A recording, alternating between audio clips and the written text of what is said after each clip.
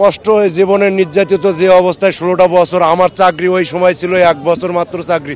আজকে আমার বাবা মা বৃদ্ধ, আমি বড় ছিলাম, আমার ছোট ভাই বোন আজকে নিরবধ, আমি কিচ্ছু জানি না এই ঘটনার সঙ্গে। আজকে এই 16টা বছর ধরে আমি এইভাবে ভোগ করলাম। আমি অসুস্থ আজকে 16টা বছর। আমার ছোট ছোট ভাই বোন, বাবা মা বৃদ্ধ, তারা চোখে দেখে না। আজকে একবেলা তারা খাইছে, একবেলা খায়নি। আজকে এই অবস্থা আমার চাকরি ওই সময় মাত্র আমি নতুন রিক্রুটিং পাস করে আইছি মাত্র। আমার চাকরি ওই ঘটনার সময় মাত্র 1 বছর। আমি কোনো কিছুর সাথে কোনো কিছু জানিও না, কীভাবে কী হয়েছে না হয়েছে কিছু জানি না। আজকে আমি 16 বছর জেল খেলাম। আমি এই খালাস পাওয়ার পরও 16 বছর জেলে এইভাবে থাকতাম। আমার বাবা মা কেউ সাক্ষাৎও আসতে পারতো না, কে আসবে। আমার বাড়ি সেই অনেক দূর, সেই উত্তরবঙ্গে। আমি এইভাবেই জীবনটা কাটাইলাম এই 16 বছর ধরে আছি। আমার বয়স তখন এই 18 বছর ছিল। এখন আমার অসুস্থ শরীর। এখন আমার বাবা মা আমাকে এই পর্যন্ত কোনো সময় দেখেও নি, এই 16 বছর আসতে পারেনি। তারা মূর্খ মানুষ। আমার পরিবার খুবই গরিব। আমি এই অবস্থায় আছি। আমার চাকরি তখন 1 বছরও ছিল না। হ্যাঁ, আমি এই অবস্থার মধ্যে আমি খালাস পাওয়ার পরও এই 16 বছরে এইভাবে নির্যাতিত অবস্থায় থাকছি আমি। এখন সরকারের কাছে আমাদের দাবি যে আমরা নিরপরাধ, আমরা কিছু জানি না। যদি আমরা এদের গরিব, আমাদের পরিবার, আমাদের বাবা মা কোনো কিছু একবেলা খাইছে, একবেলা না খাইয়া আছে, যদি সরকার যদি আমাদের প্রতি এই গরিবের প্রতি মানে সহযোগিতা করে আমাদেরকে চাকরিতে পুনর্বহাল করে, আমরা দেশ এবং সবার প্রতি আমরা কৃতজ্ঞ থাকবো। এটাই আমার চাওয়া, আর কোনো কিছু চাওয়া নাই। যারা এই ব্যাপারে জড়িত আছে, কারা জড়িত আছে সেটা সরকার খুঁজে নিয়ে তাদের বিচার হোক, আমরা এটা চাই, সবসময়ের জন্য চাই। যারা আমাদের অফিসারকে হত্যা করেছে, যে যারা অফিসার মারা গেছে, আমরা আল্লাহ পাক তাদেরকে জান্নাতবাসী করুক। আমাদের আর কোনো কিছু চাওয়া পাওয়া নেই এবং সঠিক বিচার হোক। এখন বের হলেও আমরা এই দেশের আলো বাতাস কিছুই জানি না। এখন কি হবে আমাদের ভবিষ্যৎ পরিকল্পনা বা আমরা কি করে খাবো আমরা কিছু জানি না এই ব্যাপারে। আমি ওই মুহূর্তে ঢাকা পিলখানাতেই ছিলাম, কিন্তু আমি ছাত্র মেডিকেলের কোর্স করতেছিলাম।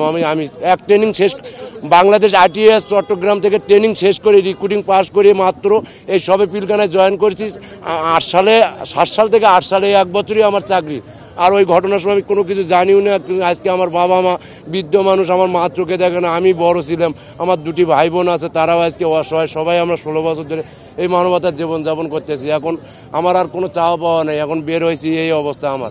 আমি কি করে খাবো, কি কর্ম খাবো, কারণ আমার জায়গা জমিও নেই, শুধু বাড়ির ভিটে ছাড়া ঘরও নাই আমার কোনো ঘর বাড়ি কোনো কিছু নেই। আমার যখন দাড়ি মোচ ওঠেনি তখন আমি এই ডিপার্টমেন্টে আসছিলাম। আমার এই ঘটনার সঙ্গে আমি কোনো কিছু জানিও না, কোনো কিছু কীভাবে কি আমি এটাও বলতে পারবো না। আমরা সম্পূর্ণ ষড়যন্ত্র শিকার, কিভাবে কি তাও জানি না। আমি বিডিআর একজন বিভাগীয় অফিসার। আমি ডেপুটেশন ডাইরেক্টর হাফিজুর রহমান হাফিজ। তো আমি নির্দোষ এবং আমার অধীনস্থ সদস্যরাও নির্দোষ। আমাদেরকে আপনারা জানেন কিভাবে আমাদেরকে ফাঁসানো হয়েছে, যার বিচার আমরা এতদিন পাইনি। আপনাদের এই আন্দোলনের মাধ্যমে, এই সমাজের আন্দোলনের মাধ্যমে আমাদের মুক্তির ব্যবস্থা হয়েছে। এই জন্য সবাইকে আমি সাধুবাদ জানাই। আমরা যারা মুক্তি পাইছি এবং যারা আমাদের মুক্তির অপেক্ষায় আছে, তাদের মুক্তির জন্য আপনারা কথা বলবেন সবাই। এটা আমার অনুরোধ রইল সবার প্রতি। আপনারা আমাদের জন্য দোয়া করবেন। আমার একটা সন্তান ডাক্তার, তার চাকরি এই দেশে হচ্ছিল না, এখন হলো। সে লন্ডনে থাকে, আসছিল দেখা করতে। ছুটির জন্য আবেদন করলে তার ছুটি হয় নাই, সে আবার লন্ডনে চলে গেছে, স্বামী সন্তান নিয়েই থাকে ওখানে। তার জন্য দোয়া করবেন। আর সমস্ত বিডিআর যাতে মুক্তি পায়, তারা যেন সুবিচার পায়, তারা যেন চাকরি ফেরত পায়, তার জন্য আপনারা সবাই একযোগে আমাদের জন্য কাজ করবেন। আপনারা কাজ করছেন, আর বাকি কাজটুকু করবেন। যারা নিরীহ বিডিআর এখনও বন্ধ অবস্থায় আছে, যাদের দেখার অনেক পরিবারের কেউ নেই, আমারই নেই কেউ, আমার পরিবারের তেমন কেউ নেই। যা হোক, আল্লাহ আমাকে এখন বেঁচে রাখছে, আমি বেঁচে আসি। আপনাদের সাথে কথা বললাম যে এমন কিছু আমাকে প্রশ্ন কেউ করবেন না, যাতে আমি আপনাদেরকে বিব্রত করে ফেলি, আবার আমাকে বিব্রত করবেন না। আমি আমাদের সবাইকে সাধুবাদ জানাচ্ছি।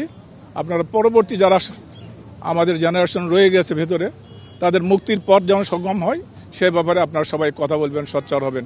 এই অনুরোধটুকু আপনাদের সবার কাছে আমার রইল। আমার জন্য দোয়া করবেন, আমি আপনাদের জন্য দোয়া করব। এই সমাজ আজকে যে মুক্ত হয়েছে, যে জন্য মুক্ত হয়েছে, যারা শহীদ হয়েছে, যারা এখন পঙ্গু অবস্থায় আছে, তাদের সবার জন্য আমার দোয়া থাকবে। যারা কবরবাসী হয়ে গেছে, আল্লাহ জান তার বেহেশত নসিব করে। আর আমাদের মধ্যে থেকেও যারা মারা গেছে, আল্লাহ জান তাদেরকে বেহেশত নসিব করে। যারা বেঁচে আছে, অসুস্থ অবস্থায় আছে, অনেকে চিকিৎসা করতে পারছে না, চিকিৎসা হয় না, লং টাইম লাগে। তো চিকিৎসার অভাবেই অনেকে মারা যাচ্ছে, সুচিকিৎসা সম্ভব হচ্ছে না। জেলবন্দি থেকে চিকিৎসা করা খুবই কঠিন। তো যা হোক, যে অবস্থায় আসছে, একটা জিনিস দ্বার খুলে ফেলছে। এখন হয়তো বাকিটা আপনাদের চেষ্টায়, আপনাদের কথায় হয়তো অনেক কিছু উন্মোচন হবে। তো আমি আশাবাদী আপনারা মুখ খুলে কথা বলবেন, এখানে ভয়ের আগে কিছুই নাই। আমার এখন ভয়ের কিছু নেই, আমার জীবন শেষ পর্বে, আমার 70 বছর বয়স। আমি 8 সালে অফিসার হয়েছিলাম, তখন আমি র্যাবে ছিলাম। যাই হোক, আল্লাহ পাক আমাকে যে কোনো কালের কর্মে নিয়ে আসছে এখানে জেলখানায়। 16টা বছর আমি জেলের ঘাঁয়ে টেনে গেলাম। আমি হারাইছি পরিবারের সবাইকে, এখন শুধু আল্লাহ আমাকে রাখছে। বলছে বাবা হারাইছি, মা শয্যাশায়ী, জানি না বেঁচে আছে কিনা জানি না, আমাকে সেভাবে বলা হয় না। আমার এখন আমি পাবো কিনা সে কথা ক্লিয়ারলি বলা হয় না।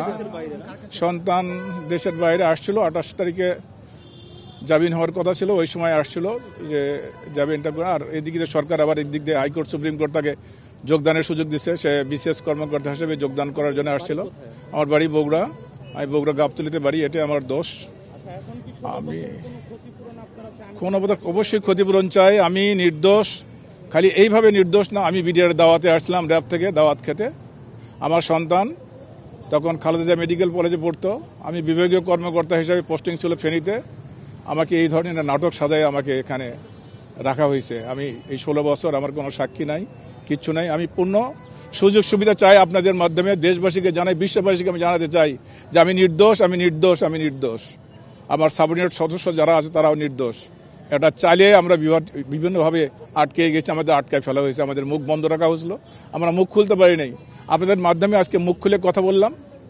আমি চাই আপনারা আমার এই মুখ খোলা কথাটুকু সবার কাছে জানিয়ে দেবেন, আমরা নির্দোষ ছিলাম, আমরা নির্দোষ ছিলাম, আমরা নির্দোষ ছিলাম। আমাদের মামলাটা যদি একসাথে রায় হতো তাহলে আমরা অনেক আগে আমরা চলে যেতে পারতাম, কিন্তু আজকে এই মামলাটারে পৃথক করে দিয়ে, বিস্ফোরক মামলাটা পৃথক করে দিয়ে আজকে আমরা ধ্বংস হয়ে গেছি, জীবন শেষ। আপনাদের বয়স তো অনেকই পার হয়ে গেছে, সেক্ষেত্রে নতুন কোনো কর্মসংস্থান বা এই বিষয়ে সরকারের কাছে আপনাদের কোনো দাবি আছে? দাবি বলতে আমরা আমাদের চাকরি ফেরত চাই, আমরা সুযোগ সুবিধা চাই। আর এখানে এখনো অনেক নিরহ লোক আছে যারা এখনো মনে করেন জেলখানার ভিতরে আছে, অনেক নিরহ লোক আছে যারা এই ঘটনার সাথে জানতো না। অনেক সময় তারা 10 বছর সাজা হয়েছে বা অনেক বড় সাজা হয়ে গেছে, কিন্তু তারা আসলে ঘটনার সাথে ওরকম ছিল না আর কি।